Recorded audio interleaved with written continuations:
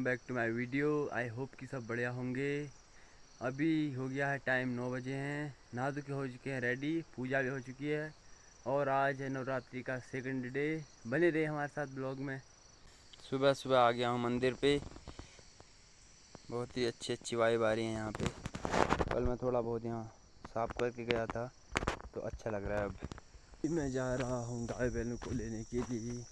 जंगल से आए नहीं थे वो, जाके उनको लेके आता हूँ, फिर मिलता हूँ आपसे।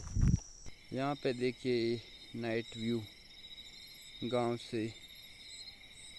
ये देखो गाइस, थोड़ा बहुत दिख रहा है, लाइट दिख रही हैं। ये देखो दूसरा गांव,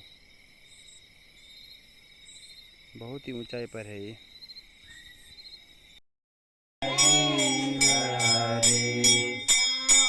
सुंदर जी की आरती जो कोई नर गावे, सहित गावे। कहत शिवानंद स्वामी मन हरे हर स्वामी मन वांछित फल पावे। ओम जय